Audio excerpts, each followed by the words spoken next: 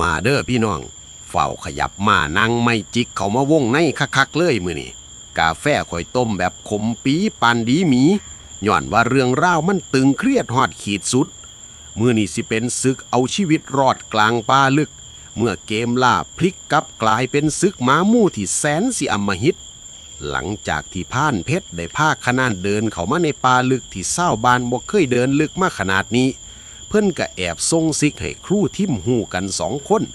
แผนตลบหลังก็เลยเริ่มขึ้นแทนที่พรานเพชรสิพาเดินเส้นทางปกติเล่ากลับผ้าเลี้ยวลัดเลาะเข้าไปในหุบเขาอับชื้นกลิ่นใบไม้เน่าเหม็นหึ่ง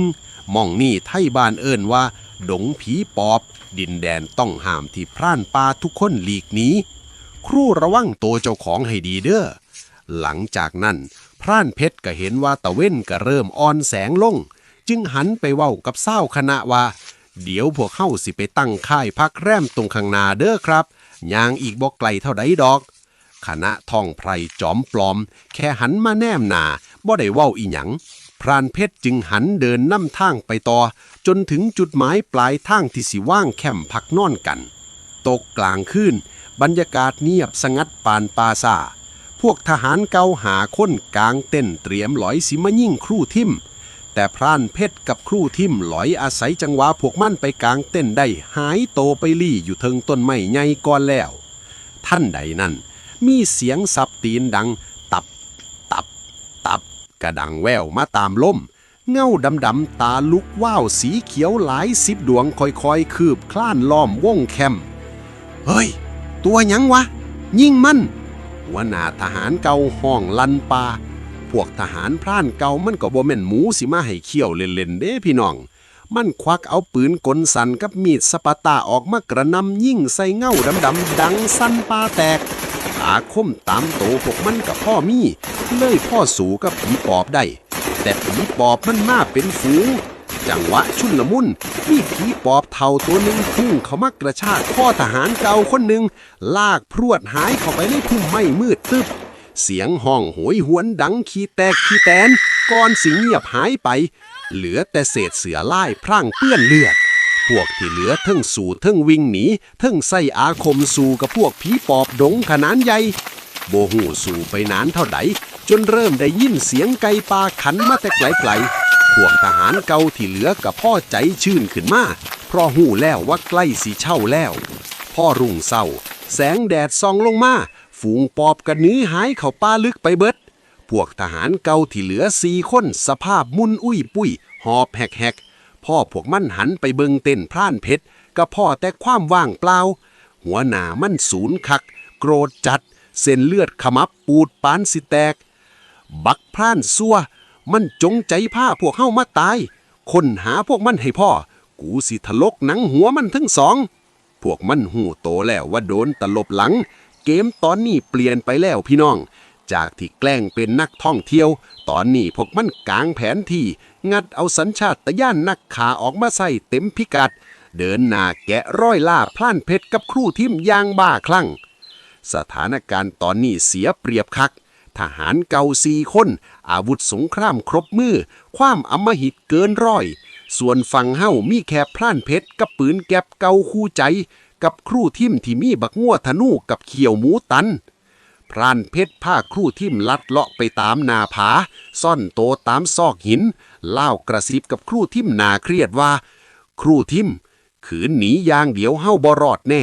ปืนแก๊ปข่อยยิ่งได้เทื่อละนัดแต่พวกมันยิ่งเป็นชุดเฮ้าต้องใส่ปาเป็นอาวุธแล้วให้ของดีครูซอยปิดบัญชี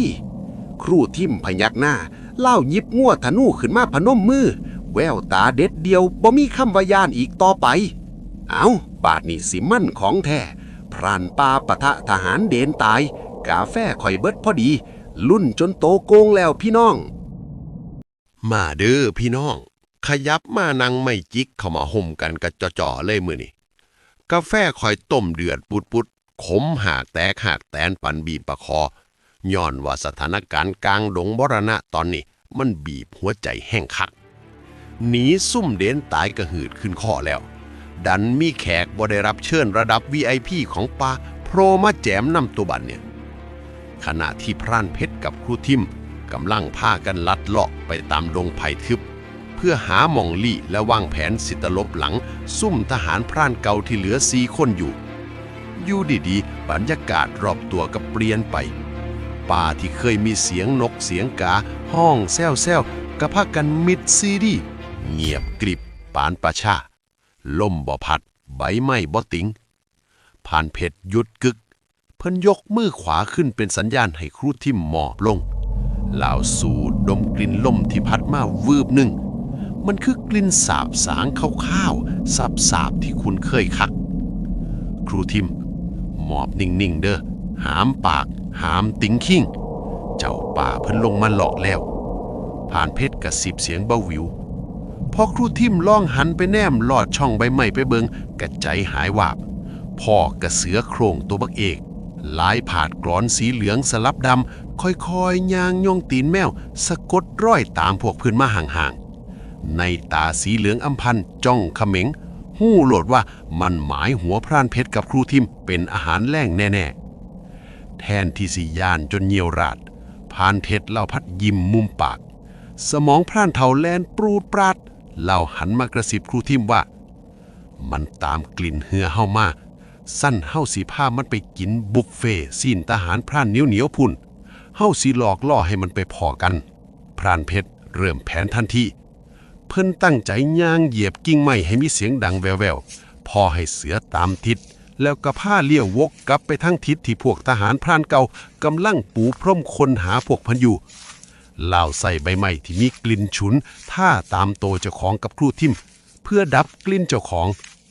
พอมาถึงจุดที่พ่อสิสังเกตเห็นกลุ่มทหารพรานเก่าที่เหลือแต่ไกลๆเพิ่นกระสะกิดครูทิมให้ย่างแยกออกมาจากทิศทางที่15เสือไปพอกับกลุ่มทหารเก่าทันทีฟังพวกทหารพรานเก่า4 คนกำลังย่างถือปืนกลเบาค้นหาพรานนำทางทั้งสองอย่างหนาดำเคร่งเครียดจังหวะนั้นเองหัวหน้ามันเอะใจในสัญญาณป้าว่ามันคือเงียบลงแบบผิดปกติแบบนี้แล้วสายตามันก็แนมไปสังเกตเห็นพุ่มไม้สั้นไว้มันก็คิดได้ว่าแม่นพวกพร่านเพชรกับครูทิมแท้มันจึงสั่งลูกน้องที่เหลือแบบทันท่วงทีพร้อมกับหันปากกระบอกปืนไปทั้งพุ่มไม้ที่ซ่านไว้นั่นทันทีเฮ้ยนั่นไงมันอยู่นั่นยิงปังหากระสุนสาดเข้าพุ่มไม้จนไม่เล็กไม่น้อยล่มหักกระจุยกระจายแต่สิ่งที่กระโจนสวนออกมาบ่แม่นคนเด้พี่น้องแต่เป็นเสือโคร่งตัวบักเอกกำลังสูงคักโกรธจัดย้อนลูกหลงเข้าที่บั้นท้ายเจ้าของจนเลือดสาดกระจายกึกเสียงคำร่ามสะเทือนเลื่อนลั่นป่าแตกเสือไล่พาดกรอนกระโจนตะปบเข้าใส่ลูกน้องทหารพรานคนหนึ่งเต็มเหนียวแควแหลมฝังเข่าข้อหอยกรงเล็บฉีกเสือลายพร่างกระจุยกระจายซอยกูแน่ซอยทหารคนนั้นห้องได้คำเดียวก็ขาดใจตายข้าเขียวเสือสภาพมุนอุยปุ้ย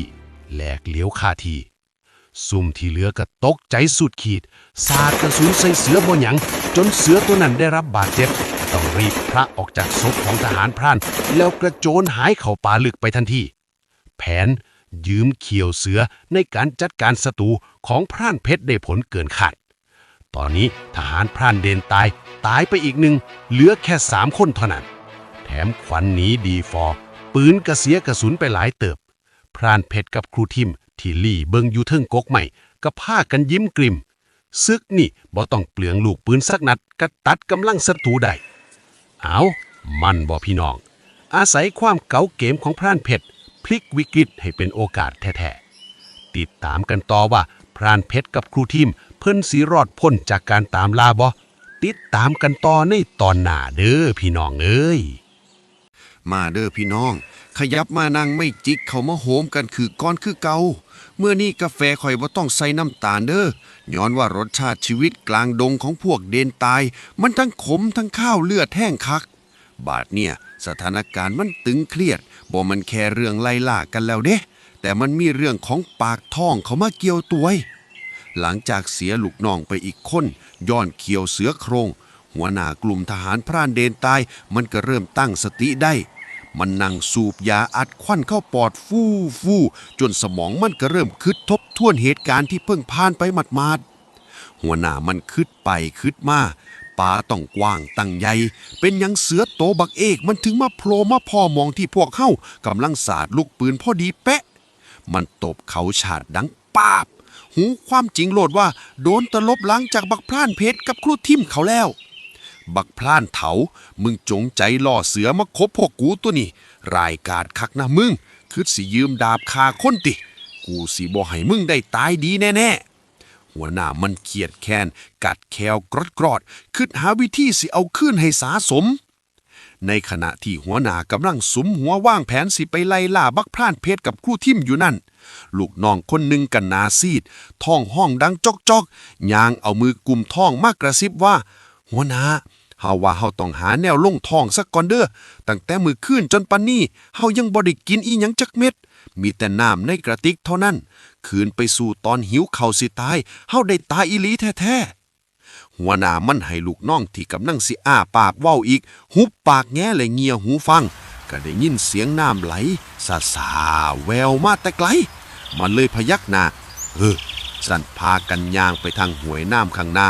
หาวิธีจับปลามากินประทังหิวซะก่อนแห่งนี้ค่อยไปล่าหัวพวกมันกันต่อไปพวกทหารพร่าน3 คนที่เหลือพากันย่างโซ่เซ่มุ่งหน้าไปทางเสียงน้ำแต่พ่อยางลัดเลาะพุ่มไม้ไปได้บ่ไกลปรากฏว่าไปสะดุดเข้ากับก้อนหยังเหลืองๆไล่ๆกองอยู่พื้นพอแนมเบิงคักๆกับพากันตกใจดึงปืนขึ้นมาเล่งแต่ร่างนั้นมันมิดซีรีส์บ่ติงขิ้งแล้วมันคือเสือโครงเจ้าปลาโตที่เพิ่งคบหัวเพื่อนพวกมันไปนั่นละสภาพซากเสือหัวหน้ามันเอาปลายปืนเคลียเบิงสำรวจบาดแผลก็เห็นว่าเสือตัวนี้มันโดนลูกปืนของพวกมันเจาะเข้าจุดสำคัญที่ซี่โครงกับท้องหลายนัดเลือดไหลนองพื้นปาดโดนยิ่งแสกหน้าอกคักปะนี่มันยังตะเกียกตะกายหนีมาฮอดมองนี่ได้อึดกระดอแต่ก็สมควรตายละมึงคบลูกน้องกูดีนักความแค้นผสมกับความหิวจนตาลายหัวหน้ามันเลยสั่งลูกน้องเสียงเข้มว่าสู้เอามีดสปาต้ามาแลหรือว่าถลกหนังมันออกเก็บหนังผืนงามๆนี่ไว้ไปฝากเจ้านายเฮาส่วนสิ้นหรือว่าเนื้อขามันตัดออกมาย่างไฟกินโลดมื้อนี้เฮาสิกินเนื้อเจ้าปลาเอาเค็ดเอาแห้งไปตามล่าบักครูทิมกับบักพร่านเพชรเจ้าเล่นั่นกันต่อพวกลูกน้องกับบ่รอซ่าฝ้าวเอาไฟแช็กมากอกองไฟน้อยๆแลเนื้อเสือเสียบไม่ปิ้งกินกลางป่าเลือดสาดกระเซ็นบรรยากาศมันช่างดิบเถื่อนและท่าท้ายอาถรรพ์ป่าแห้งคักพี่น้องเอ้ยเอากาแฟเบิดแก้วพอดีโบราณเพิ่นว่ากินเนื้อสัตว์ใหญ่ในป่าอาถรรพ์มันสิเป็นการเรียกสิ่งลี้ลับมาตามกลิ่นข้าวเลือดมาเด้